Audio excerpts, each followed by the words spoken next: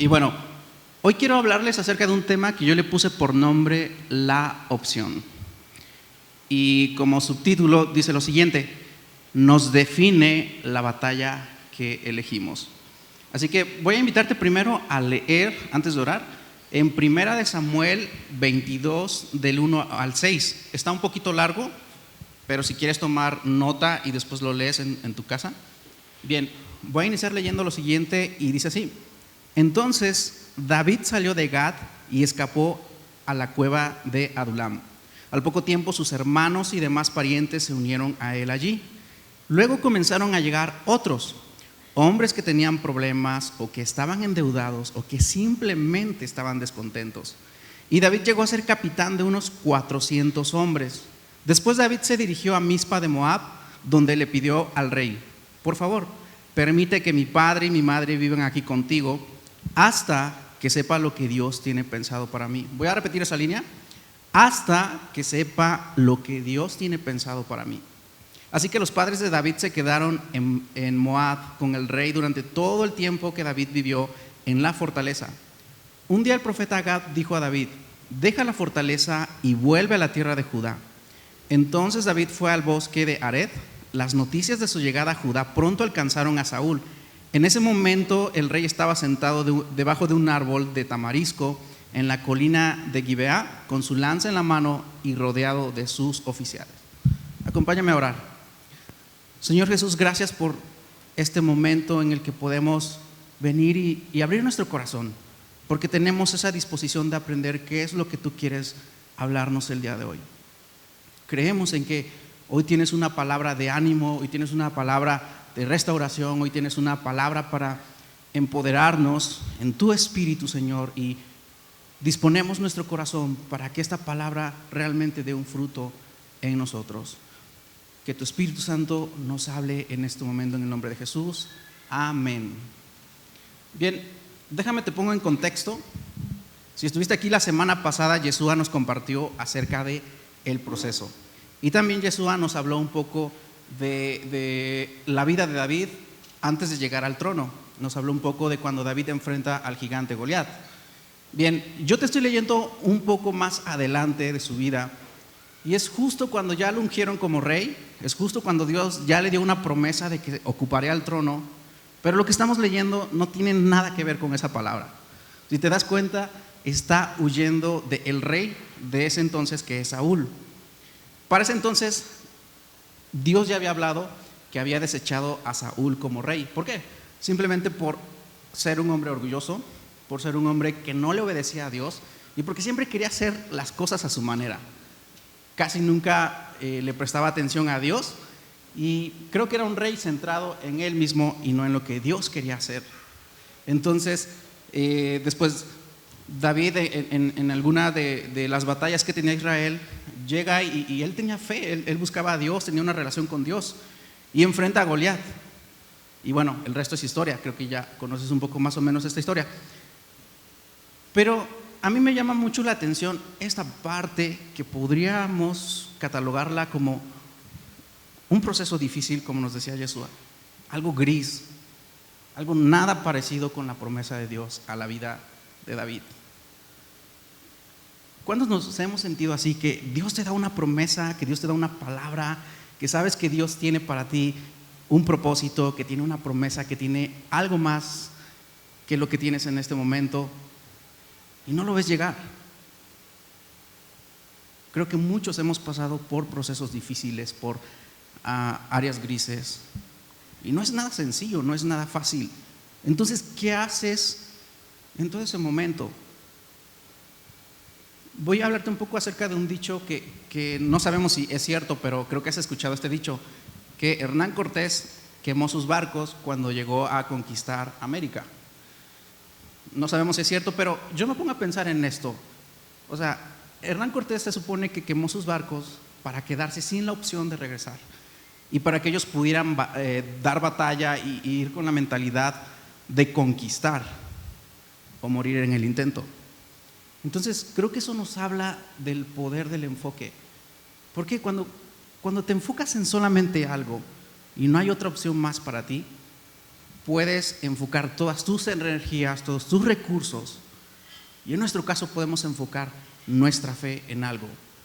Entonces yo creo que algo así pasó con David, solo que él no quemó intencionalmente sus barcos. Las circunstancias lo dejaron sin alternativas, sin opciones. Para ponerte en contexto, una vez que David derrota a Goliat, Saúl empieza con toda esta parte de su orgullo, de su desobediencia, y en todas las veces que se equivocó y no decidió seguir a Dios, nunca vemos un arrepentimiento de corazón. Siempre vemos autojustificación, le echaba la culpa a los demás de lo que él hacía, etc.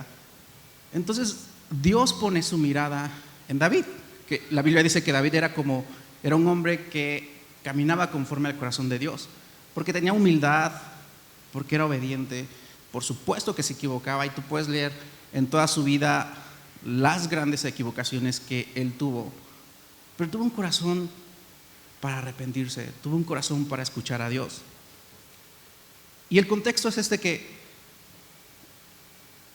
Samuel va y unge a David como el futuro rey de Israel.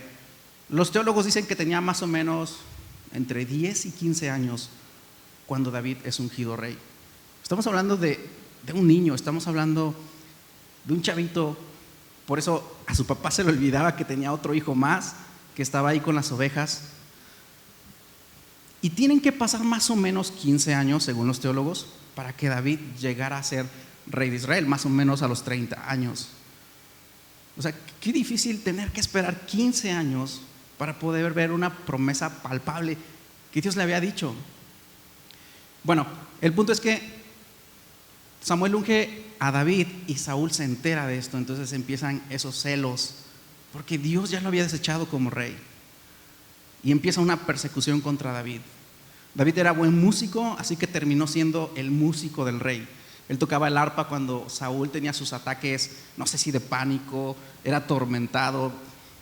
Y David tocaba el arpa, y entonces Saúl tenía tranquilidad. Hay algo en la música. Por algo la música nos conecta en un momento de adoración, ¿no? Entonces, David termina casándose con la hija de Saúl. Pero después, todo este suceso de celos hacen que Saúl ya tuviera una determinación: matar a David. ¿Por qué? Porque al final él se iba a quedar con el trono. Entonces empieza una persecución, y es en ese momento cuando David termina escondido en una cueva. Estas circunstancias dejan a David sin opciones y termina en una cueva. No tenía otra opción más.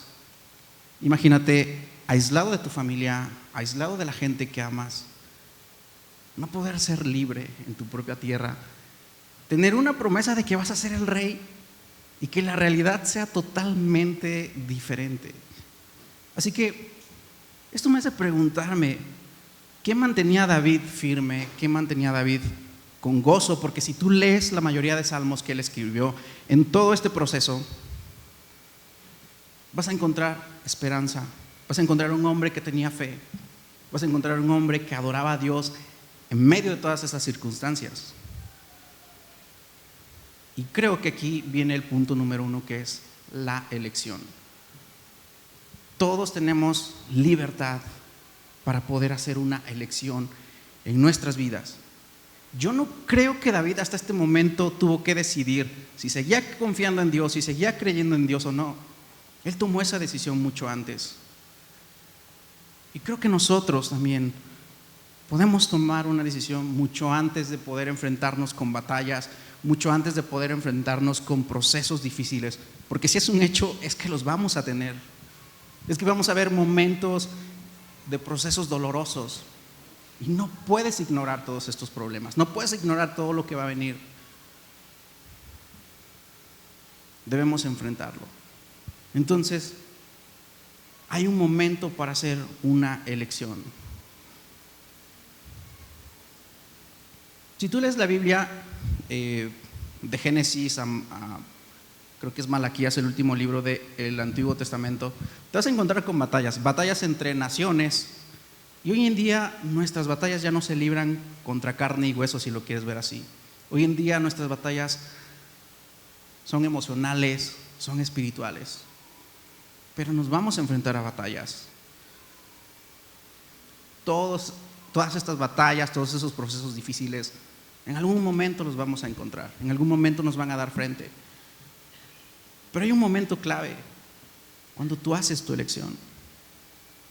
En este momento David de verdad que tenía problemas muy serios, muy serios. Y todavía, te voy a leer de nuevo el versículo, creo que es el 2, y dice: luego comenzaron a llegar otros hombres que tenían problemas o que estaban endeudados o que simplemente estaban descontentos.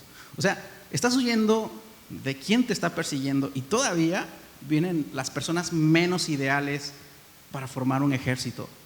Y David termina formando un ejército de 400 hombres, lo acabamos de leer. Pero David ya tenía una elección: confiar en Dios, obedecer a Dios. Aún antes de ser rey, David ya tenía una elección. Hay un dicho que dice: ¿cuándo es el mejor momento para sembrar un árbol? Hace 10 años. ¿Por qué? Porque hoy estarías cosechando los frutos. Ok, ¿cuál es el segundo momento más ideal para sembrar un árbol? Hoy. Yo creo que esto aplica a tener una elección en nuestras vidas. ¿Cuándo es el mejor momento? Creo que es el momento en el que Dios te da esa oportunidad. El momento en el que Dios tiene un encuentro contigo. No en el momento en que va a llegar un desastre, no en el momento en que te vas a enfrentar contra algo. Es en el momento en el que tú tienes un encuentro con Dios. ¿Por qué? Porque cuando tienes una elección, lo que estás haciendo es decidir qué valores, qué principios van a ser parte de tu fe, van a ser parte de tu caminar.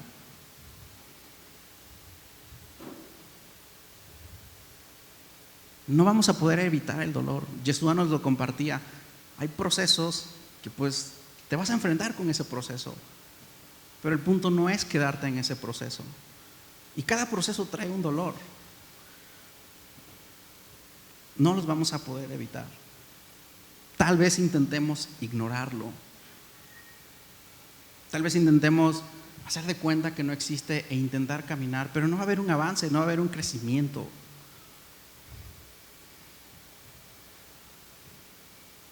Esto se puede traducir en relaciones, quizás amistades que no te traen nada bueno, no sé. Tú sabes cuál es tu batalla. Pero si queremos crecer, tenemos que darle frente a esas batallas. Así que, pues sí, suena muy padre que tenemos ese poder para elegir, que tenemos esa libertad para elegir.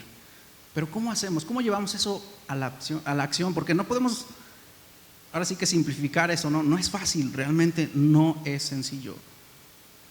Para David no lo fue. O sea, tener que estar en una cueva, lejos de tu familia.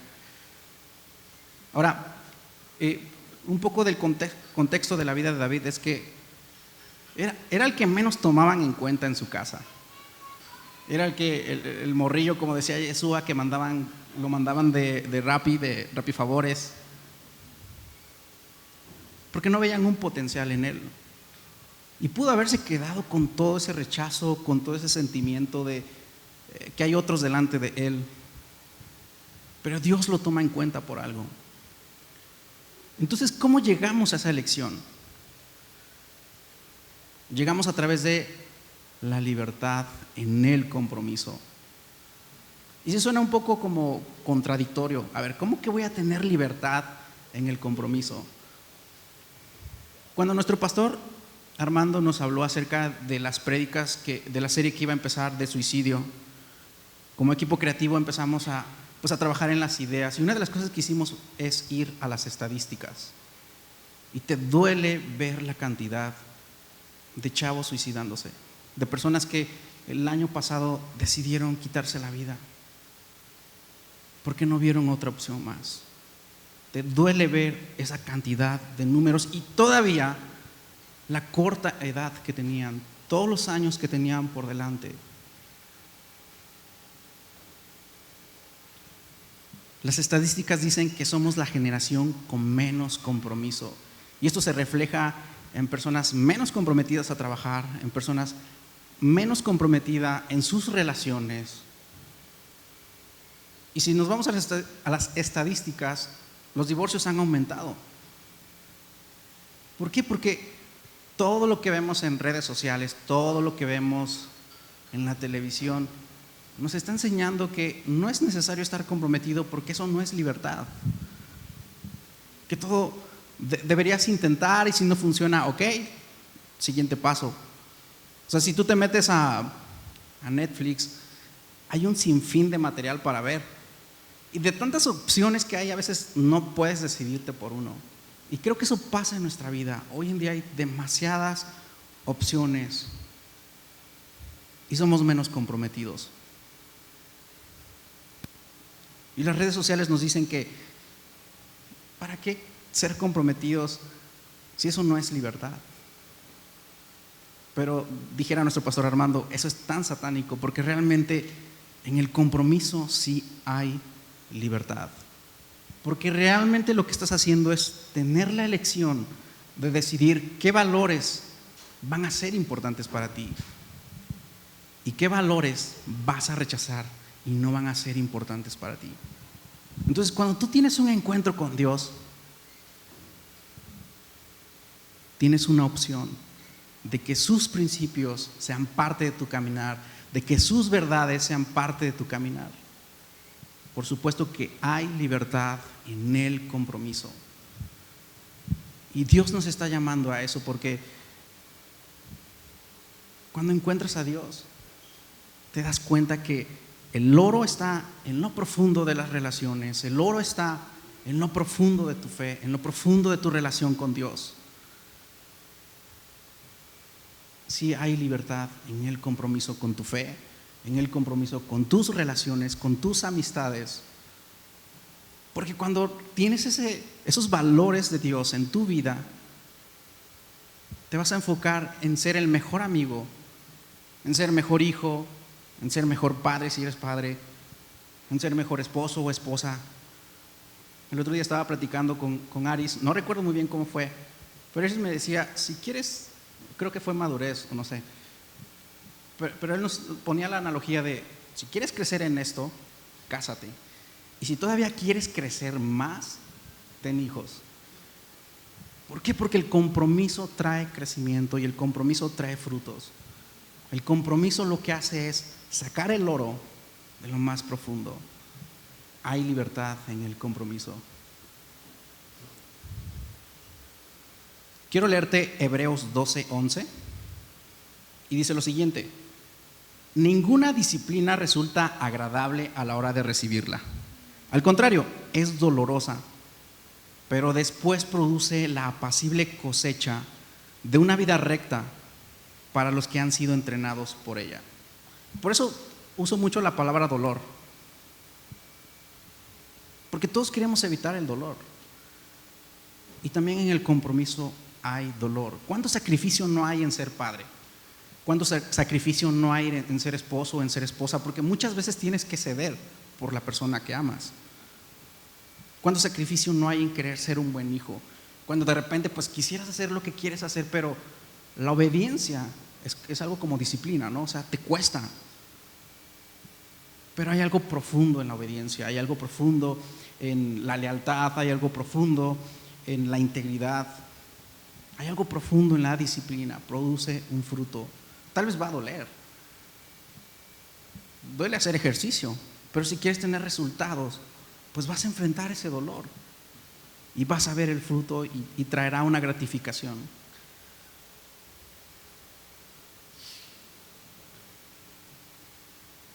Nos define la batalla que elegimos. Ahora, regresando a la vida de David, ¿qué hacía que David fuera un hombre conforme al corazón de Dios? David trabajaba demasiado, bueno, no sé si es la palabra más ideal, pero David tenía una relación muy cercana con Dios, con intención. Si queremos cosechar una relación, pues tenemos que ser intencionales en qué queremos cultivar. tenemos que ser leales, tenemos que ser honestos. Y como te decía, a veces ceder en algunas cosas, ¿no? Pero trae fruto. Y David, en su elección, sin antes estar en el trono, él había decidido tener una relación con Dios. Si tú lees un poco de Samuel, te vas a dar cuenta que David era un adorador. Todo el momento estaba adorando en las peores circunstancias. Y en algunos salmos vas a ver su honestidad. Porque tú empiezas a leer los salmos y él empieza así empieza con todo lo negativo, con todo lo difícil de su situación y termina adorando a Dios. Porque David tenía una elección y era seguir a Dios, era obedecer a Dios. Ahora, si contrastamos la vida de Saúl con la vida de David, Saúl siempre quería hacer lo que él quería. En muchas situaciones desobedeció a Dios, en muchas situaciones él siguió lo que creía que era mejor para él. En cambio, David siempre le consultaba a Dios. Voy a leerte de nuevo un versículo que repetí al inicio. Después David se dirigió a Mizpa de Moab, donde le pidió al rey: por favor, permite que mi padre y mi madre vivan aquí contigo hasta que sepa lo que Dios tiene pensado para mí.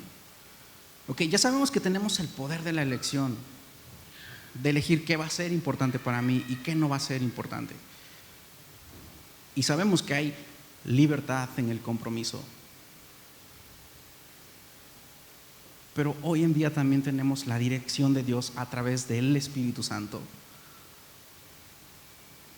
Cuando decidimos confiar en Dios, significa que vamos a ser obedientes en lo que Él tiene para nosotros.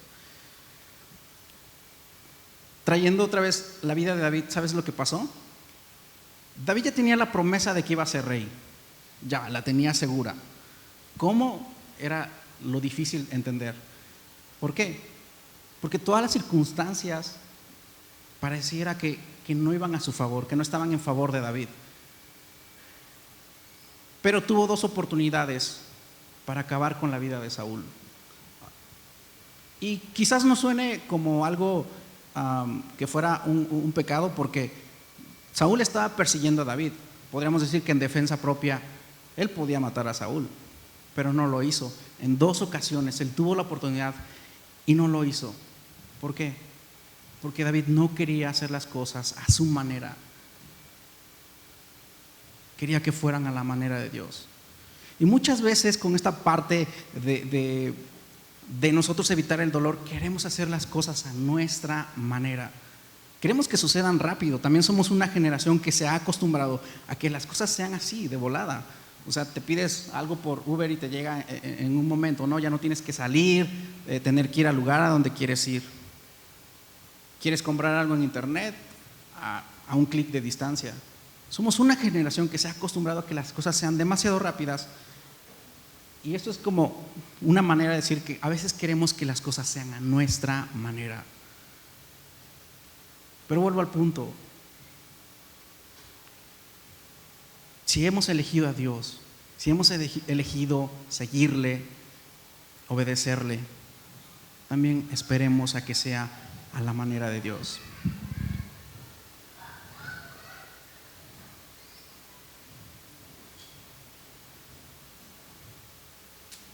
Nos define la batalla que elegimos. Ahora, quiero leerte dos versículos. Uno está en 1 Samuel 15:24, y esto es para hablarte un poco de cómo Saúl hacía las cosas. Y dice así: entonces Saúl le confesó a Samuel: es cierto, he pecado, he desobedecido tus instrucciones y el mandato del Señor, porque tuve miedo del pueblo y por eso hice lo que ellos me pidieron. Es bien fácil querer evitar el dolor y echarle la culpa a alguien más. Es bien fácil querer hacernos de la vista gorda con nuestros errores, pero si algo es cierto es que nos vamos a equivocar. En algo quizás vamos a fallar, pero el punto es con qué corazón reconoces eso y con qué corazón asumes tu responsabilidad. Si hemos elegido a Dios, también elegimos valores, elegimos principios, y uno de ellos es la responsabilidad en tu libertad. Sí, somos salvos por gracia.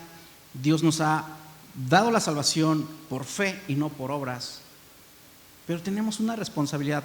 Ahora, con mayor razón, crezcamos en responsabilidad. Pero Saúl evitaba todo eso y le echaba la culpa a alguien más. Ahora, te voy a leer ahora Salmos 51:11 y dice lo siguiente: no me expulses de tu presencia y no me quites tu Espíritu Santo. Te pongo en contexto. Creo que has leído las metidas de pata de David, los errores que él tuvo, y en uno de estos errores, que comete adulterio, llega un profeta de Dios y le dice: ¿sabes qué? Hiciste esto, van a venir estas consecuencias. Pero lo que a mí me impacta es el corazón de David. O sea, él pudo haber dicho: no me quites del trono, yo quiero seguir siendo rey, no sé. Pero hay algo que le dolió a David, y fue que Dios no le quitara su presencia. Y con esto quiero llegar al punto número 4, la opción. Cuando tenemos un encuentro con Dios, te das cuenta que puedes, de entre todas las opciones, decidir cuáles no van a ser tus opciones y cuál sí va a ser tu opción. Cuando tenemos un encuentro con Dios, realmente nos encontramos con una opción para nuestras vidas, con propósito, con una mirada en la eternidad. Si tú lees Eclesiastés, vas a leer algo que escribió el rey Salomón, el hombre más sabio de toda la tierra, según la Biblia. Y te vas a dar cuenta que el resumen de lo que él te escribe es: todo es vanidad, lo que realmente importa es conocer a Dios, lo que realmente importa es encontrar a Dios. Dios quiere que seamos exitosos, Dios quiere que cumplamos nuestros sueños, Dios quiere que cumplamos un propósito para lo que Él nos tiene, pero que nuestro enfoque sea Dios, que nuestra opción, de entre todas las opciones que hay, sea Dios. Porque cuando eliges a Dios como tu opción, eliges sus principios, eliges su verdad en ti, eliges a su Espíritu en ti. Todo esto también lo veo en la vida de Pablo. Si tú estudias la vida de Pablo, era el hombre, al menos en su nación, más preparado, con los mejores maestros de esa época. Era muy preparado y tenía doble ciudadanía. Era romano y era judío. O sea, podía andar libremente como judío y podía andar libremente como ciudadano romano. Tenía muchas facilidades, tenía un estatus pues bien top. Pero termina diciendo algo en Filipenses 3, 7 al 8, y dice lo siguiente: antes creía que esas cosas eran valiosas, hablando de su doble nacionalidad, hablando de su educación en las mejores escuelas de ese entonces, de sus mejores relaciones en la política, en todo lo que quieras. Pero él está diciendo: antes creía que esas cosas eran valiosas, pero ahora considero que no tienen ningún valor debido a lo que Cristo ha hecho. Así es, todo lo demás no vale nada cuando se le compara con el infinito valor de conocer a Cristo Jesús, mi Señor. Por amor a Él he desechado todo lo demás y lo considero basura a fin de ganar a Cristo. Ahora, todo lo que Dios te ha dado, todos los recursos todo lo que Dios ha puesto en tu vida es bueno. Lo puedes usar para algo, para bendecir a alguien más. Pero el punto es lo que Pablo nos está diciendo. Realmente lo importante es llegar a conocer a Dios, es llegar a conocer a Cristo. Cuando Dios es tu opción en tu vida, es lo que realmente importa. Y entonces te das cuenta que la meta no es el propósito que Dios tiene para ti. La meta no son los sueños que Dios tiene para ti. La meta es Dios. Y con todo eso, tú vas a ser una bendición a tu alrededor. Hay algo que duele y es saber cuánta necesidad de Dios hay, porque simplemente el mundo ofrece demasiadas opciones que terminan lastimándote. Todo es pasajero allá afuera, pero cuando encontramos algo eterno, encontramos vida, encontramos propósito y encontramos a Dios, no vamos a poder evitar todas las batallas que vienen frente a nosotros. Jesús lo dijo: que enfrentaríamos aflicciones. Y muchas veces también nosotros vamos por ahí, ¿no? Sabes qué amistades valen la pena, pero nos quedamos en lo contrario quizás. Yeshua decía, y lo voy a retomar de nuevo, Dios tiene un proceso para cada uno de nosotros, pero el punto no es quedarte ahí. La meta es conocer a Dios, conocer qué es lo que tiene para nosotros. Que Dios sea la opción en nuestra vida, que no sea una opción más cuando las cosas duelen o cuando llega algo difícil. Que siempre Dios sea la opción en nuestras vidas. 15 años más o menos tuvieron que pasar para que David viera la promesa de ser rey. Pero ¿cuánto aprendizaje no tuvo en esos 15 años? Si tú sigues leyendo más adelante de cuando nos está relatando la Biblia de cuando David tenía que vivir en la cueva, llega Saúl y quiere asesinar a los sacerdotes que habían ayudado a David. Y me impacta porque Saúl con todo su ejército va en cacería contra David y encuentra a los sacerdotes que le habían dado de comer a David y a su ejército, que le habían dado armas, les habían dado provisiones. Y Saúl lo que hace es darle una orden a todo su ejército de que mataran a esos sacerdotes de Jehová, bueno, de Dios. Y todos se negaron a asesinar a los sacerdotes, todos excepto uno. Pero cuando hay temor de Dios, respetas el proceso de Dios y esperas en Dios.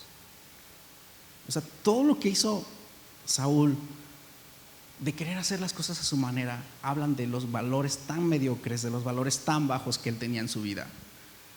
No tenía lealtad, no tenía compromiso, solo le importaba él y lo que él quería. Y cuando tú ves a David, pudo esperar 15 años para ver esta promesa de Dios en su vida. Y yo creo que ni siquiera estaba en su mente esta promesa, estaba Dios. Y el seguir y obedecer a Dios trajo como fruto todo lo que después viene en su vida. ¿Por qué no me acompañas de pie para orar?